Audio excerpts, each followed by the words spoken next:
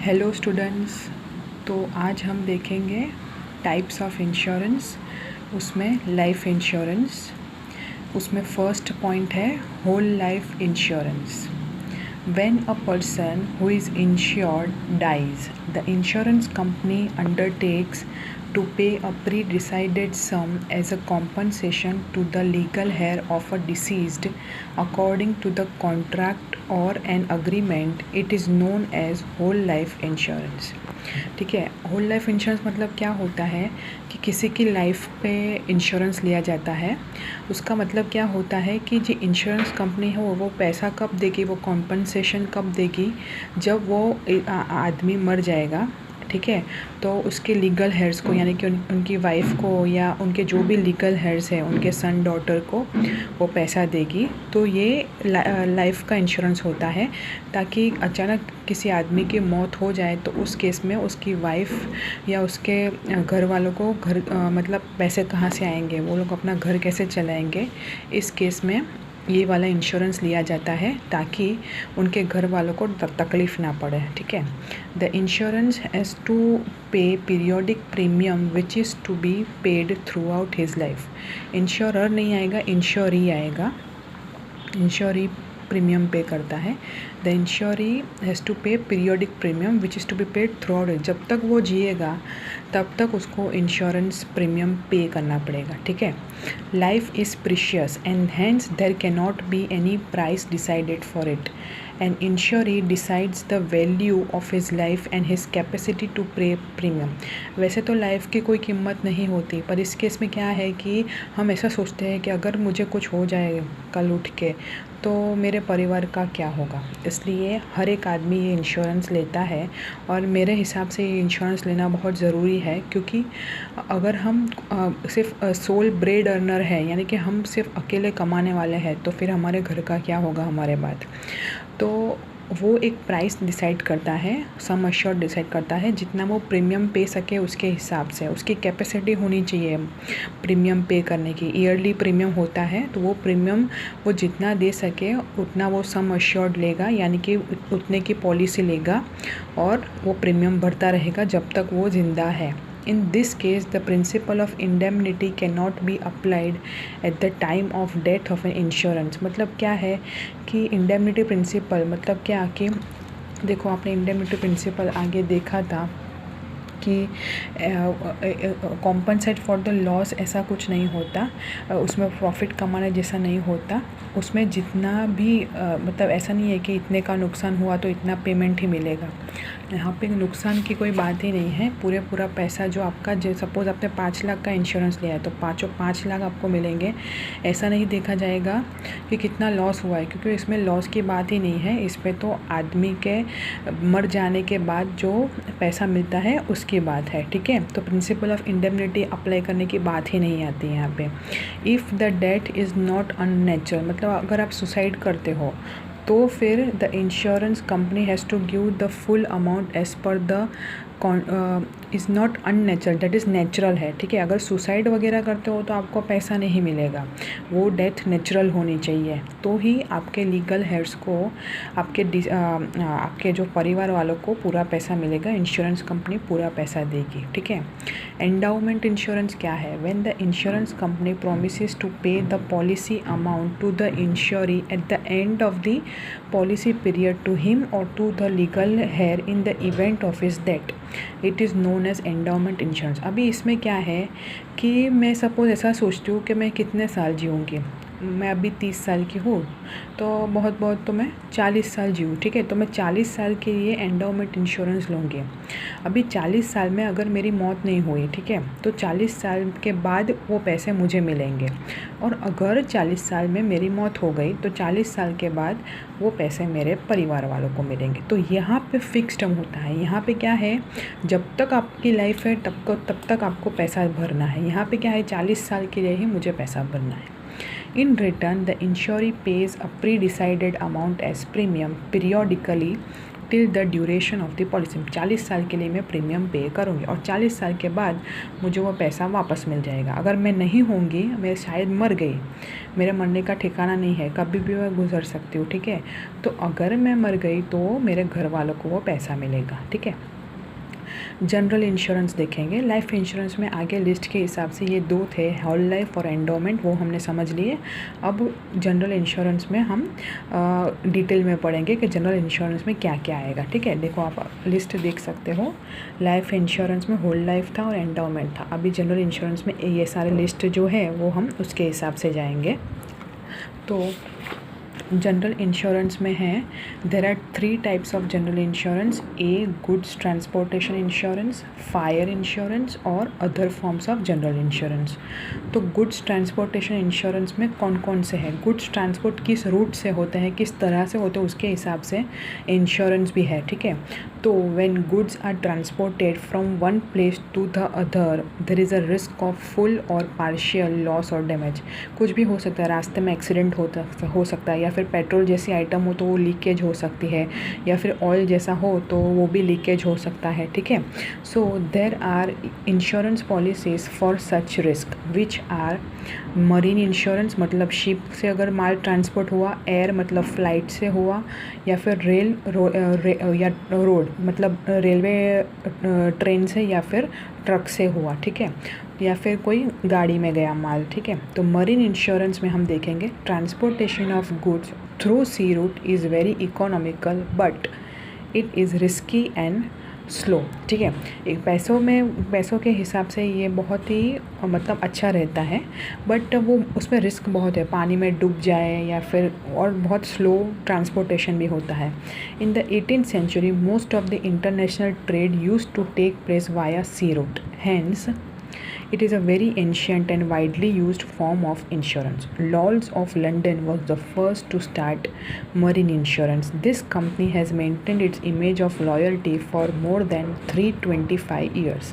ये याद रखना किसने स्टार्ट किया था मरीन इंश्योरेंस और कब तक ये चला, कितना फेमस है, ठीक है। अभी हम देखेंगे air insurance. With the advent of 19th century, the movement of goods through air commenced which also led to the beginning of air insurance, ठीक है। एयर इंश्योरेंस कब से चालू हुआ, 19th century से। Air transportation is too costly and risky, hence highly valuable and light weight goods are transported by, ज़्यादा risk है इसलिए लाइट वेट गुड्स ट्रांसपोर्ट होते हैं। The premium for air insurance is much higher than marine and rail road insurance. Premium भी ज़्यादा है क्योंकि ज़्यादा रिस्की है और कॉस्टली भी ज़्यादा है, ठीक है। रेल यानी road insurance, land transit involves rail and road transit of goods, ठीक है। The most important form of risk involve in such transit are theft, चोरी हो जाए, डकैती हो जाए, ठीक है, एंड डैमेज हो जाए to the products. Insurance is a form of protection against such risk, तो ऐसे रिस्क के सामने इंश्योरेंस हमें प्रोटेक्शन देता है। Fire insurance, the promise by the insurance company to pay compensation against the full or partial loss or damage to the property due to fire against a pre decided amount of premium is known as fire insurance, ठीक है। तो fire insurance भी है, ये हमने देखा goods transportation. दूसरा है फायर इंश्योरेंस। फायर इंश्योरेंस में ये ज़रूरी है कि जो प्रॉपर्टी को फायर लगी, जो प्रॉपर्टी में आग लगे वो हमारे नाम की होनी चाहिए, इसलिए यहाँ पे लिखा है it is based on the principle of insurable interest, मतलब उसकी प्रॉपर्टी की मालिकी हमारे नाम की होनी चाहिए। The insuree should get compensation equivalent to the loss of value of property due to the fire provided he has insurable interest। हमारा जितना नुकसान हुआ होगा वो प्रॉपर्टी में आग लग जाने से उतना हमें पैसा मिलेगा। उसमें एक कंडीशन है कि वो प्रॉपर्टी हमारे नाम की होनी चाहिए। अब देखेंगे हम other general insurance. The business of insurance has grown with the time and new types of insurance have come into existence. Insurance of the voice for a singer, third party insurance to give compensation because of the use of vehicles to others, insurance for labor compensation in case of accident, insurance for laborers, employee insurance जो company लोग करवाते हैं, student insurance to protect general and social damage, medical insurance, mediclaim to compensate for medical treatment, insurance against loss caused due to the closure of a business unit, insurance against loss due to fraudulent activities by employees to employer, insurance against any cancellation or postponement of any entertainment program, sports events, either due to natural or man-made risk are some of the types of insurance। तो यह उस तरह के insurance है जो employer लेता है अपने एम्प्लॉयज़ के लिए, या फिर स्कूल लेता है अपने स्टूडेंट्स के लिए, या फिर मेडिक्लेम होता है, या फिर कंपनी लेबर्स के लिए लेते हैं, या फिर अगर हम अपना व्हीकल किसी और को उपयोग के लिए दे रहे हैं उसके लिए लेते हैं, या फिर होता है कोई फ्रॉडुलेंट एक्टिविटीज़ कंडक्ट करें इंश्योरेंस में तो हमें नुकसान हो जाए, या फिर हमारी बिजनेस यूनिट बंद हो जाए, उसके लिए हम रिस्क लेते हैं। Business unit either natural cause के लिए बंद होती है, या फिर मैन मेड कॉज के लिए, स्ट्राइक हो गई तो वो मैन मेड कॉज, या फिर सुनामी आई तो वो नेचुरल कॉज। तो ये सारे भी टाइप्स ऑफ जनरल इंश्योरेंस है। Mediclaim or medical insurance is to compensate for a huge medical expenses incurred by a person in the event of any health problem as against a periodical premium paid by an insurer to an insurance company। Mediclaim क्या होता है कि अगर हमारी health condition deteriorate होती है और हम हॉस्पिटल में एडमिट होते हैं तो हमारा जो खर्चा होता है वो इंश्योरेंस कंपनी प्रोवाइड करती है। ठीक है, हमें रेगुलर मेडिकल प्रीमियम भरना रहता है, उसको मेडिक्लेम बोलेंगे। ठीक है, तो ये थे टाइप्स ऑफ इंश्योरेंस। अभी आगे देखेंगे प्राइवेटाइजेशन ऑफ इंश्योरेंस। तो इंश्योरेंस कैसे होता है, इंश्योरेंस का प्रोसेस कैसे होता है, इंश्योरेंस किस तरह से हैंडल किया जाता है। तो insurance was initiated by private sector in India. As India was a British colony, many foreign insurance companies started insurance business in India. As they were blamed for practicing illegitimate business practices, on 19th January 1956 through an ordinance, life insurance business was nationalized and the Life Insurance Corporation of India was set up। ठीक है, पहले foreign companies थी insurance को regulate करने के लिए, अब क्या है कि लाइफ इंश्योरेंस कंपनी का इनकॉर्पोरेशन हुआ और उसको नाम दिया गया life insurance corporation of India 19 जनवरी 1956 में। तो वो अब सब संभालती है, general insurance as well as life insurance. Thus the monopoly of life insurance corporation of India was establish.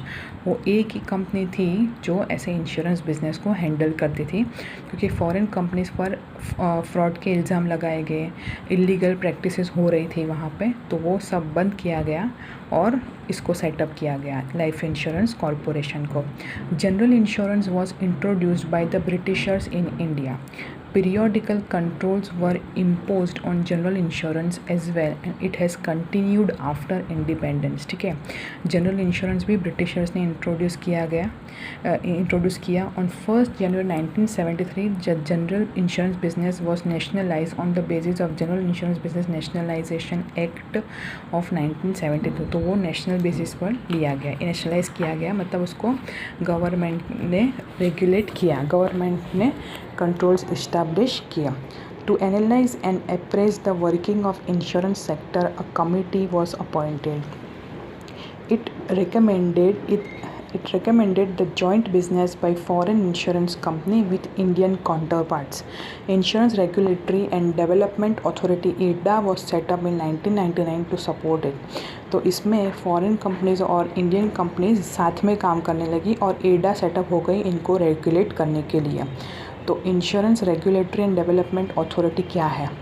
This is a supreme autonomous and legal institution which manages the regulatory and development activities in the field of insurance। तो वो insurance activities को regulate करती है। IRDA Act of 1999 has opened the doors of insurance sector to the private insurance companies and to foreign insurance company to the extent of 26% which was raised to 49% in 2015।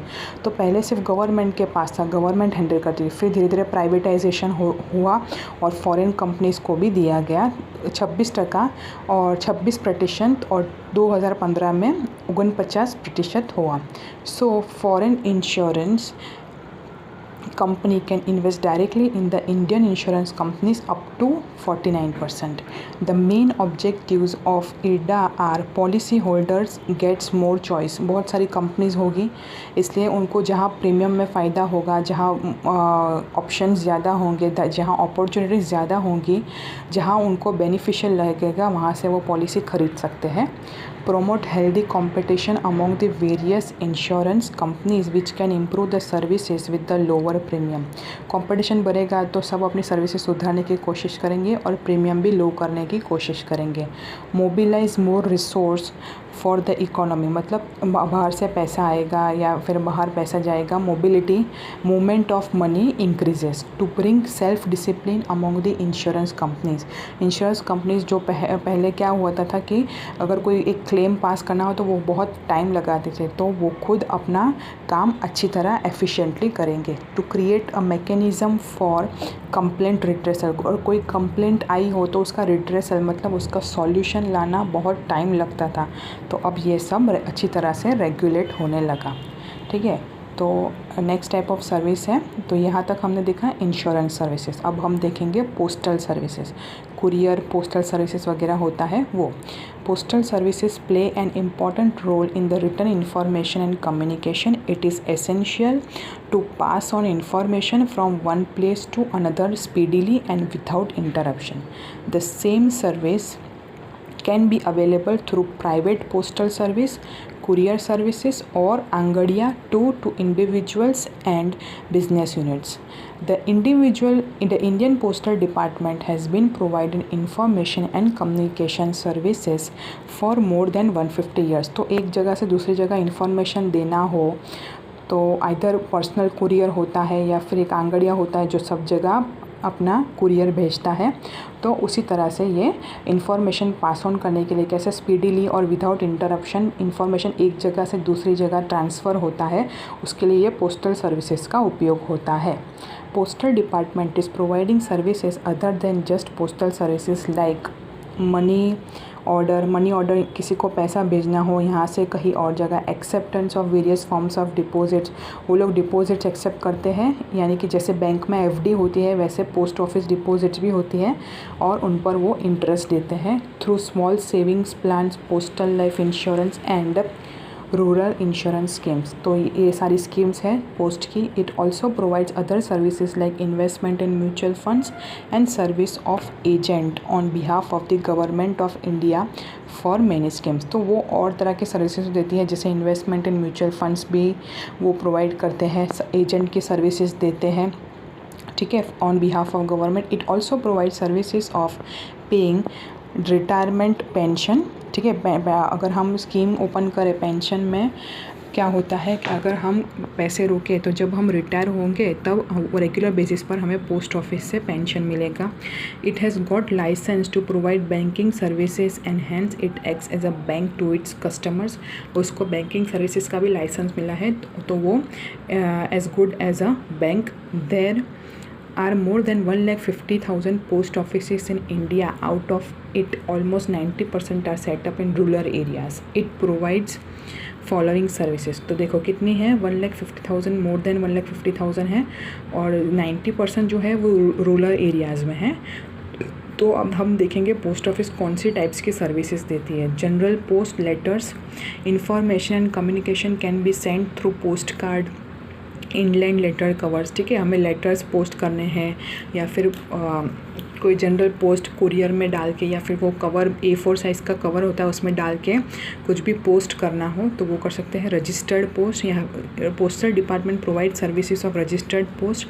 Such post are delivered by the postal department for which the charges are more than the general postal communication. ये छोटा cover होता है, मतलब कुछ भी ऐसा कुछ भी भेजना हो और विद इन पर्टिकुलर एरिया भेजना हो तो वो चलेगा. ये बाहर भेजना हो, न्यू दिल्ली है या फिर कोई बाहर कंट्री कंट्री में भेजना हो तो वो रजिस्टर्ड पोस्ट होता है, उसके पैसे ज़्यादा लगते हैं। If the sender of the post requires a proof in the form of the signature of the receiver acknowledgement, some extra charge will have to be paid. उसके ऊपर क्या होता है कि अगर हमें ये चाहिए कि उस तक पहुंचा कि नहीं, हम जिसको भेजना चाहते हैं उस तक पहुंचा कि नहीं, तो उसकी सिग्नेचर ली जाती है, तो उसके चार्जेस एक्स्ट्रा होते हैं। पार्सल भेज सकते हैं हम, और products other than those prohibited by law can be sent in the form of parcel from one place to other. ठीक है। If needed insurance is also taken for the parcel too. Booking of the parcel can be done from any post office. Generally the sender of the parcel pays fees to the post office. ठीक है, parcel हम भेज सकते हैं। ठीक है, कोई भी हमें प्रोडक्ट भेजना हो यहाँ से कहीं और जगह पर तो वो भी भेज सकते हैं। जो प्रोहिबिटेड प्रोडक्ट हो, फॉर एग्जांपल अल्कोहल है, तो वो हम नहीं बेच सकते, बाकी सब प्रोडक्ट हम बेच सकते हैं, वो प्रोहिबिटेड नहीं होना चाहिए। अभी है वैल्यू पेएबल पोस्ट, तो उसकी जो फ़ीस होती है इसमें वो जो भेज रहा है वो देगा पोस्ट ऑफिस को। ठीक है, अभी दूसरा कंसेप्ट है value payable post, VPP. In parallel service VPP is more popular. Any producer और seller on receiving an order for a product sends a parcel to the postal department, and the receiver of the parcel pays the parcel charges and also the price which is pre-decided to the postal department, which in turn is passed to the sender। तो हम ऐसे भी selling and purchasing का transaction कर सकते हैं। अभी इसमें क्या होगा कि हम पार्सल किसके कहने पर भेज रहे हैं, रिसीवर है, जो खरीददार है उसके कहने पर हम ये पार्सल भेज रहे हैं। तो खरीददार होगा वो अपनी फ़ीस पोस्ट ऑफिस को देगा और वो अपना पैसा देगा, जितना पैसा लिया वो पैसा लेगा पोस्ट ऑफिस को देगा और पोस्ट ऑफिस इंटर्न हमें देगा। ठीक है, फॉर एग्जांपल हमें माल भेजना है ए को, तो हम क्या करेंगे, पोस्ट ऑफिस से उसको ए को माल भेजेंगे। अभी ए क्या करेगा, जो पार्सल मिला उसकी जो फ़ीस होगी वो भी देगा और हमारा जितना प्रोडक्ट का प्राइस होगा वो भी वो पोस्ट ऑफिस को देगा, और जो प्रोडक्ट की प्राइस है वो पोस्ट ऑफिस हमें वापस दे देंगे। इसलिए यहाँ पे लिखा गया है वैल्यू पेएबल पोस्ट। अभी है speed post parcel. The postal departments guarantees to deliver the post parcel within a stipulated time. अगर हमें ज़्यादा जल्दी हो पहुंचाने की तो हम क्या करेंगे, स्पीड पोस्ट कर देंगे, तो ज़्यादा स्पीड में जाएगा, उसके चार्जेस थोड़े ज़्यादा होंगे। Within the places decided in India, तो जहाँ डिसाइड किया गया है वहाँ ही स्पीड पोस्ट होगा। The charges are higher for speed post parcel than general post parcel. It can also be insured, ये भी इंश्योर्ड किया जाता है, ये भी इंश्योर्ड किया जाता है। ठीक है, तो इंश्योरेंस लेना पॉसिबल है। तो ये थी पोस्टल सर्विसेज। हमने यहाँ तक देखा पोस्टल सर्विस, और भी है पोस्टल सर्विसेज, वो हम नेक्स्ट लेक्चर में देखेंगे। तो आप ये एक बार गो थ्रू कर लेना। हमने लाइफ इंश्योरेंस देखा, जनरल इंश्योरेंस देखा, और प्राइवेटाइजेशन ऑफ इंश्योरेंस देखा, इरडा के बारे में पढ़ा, और पोस्टल सर्विसेज देखी कुछ। ठीक है, तो ये आप ये एक बार गो थ्रू कर लेना, और कोई भी डाउट हो तो मुझे पूछ लेना। Okay, thank you so much.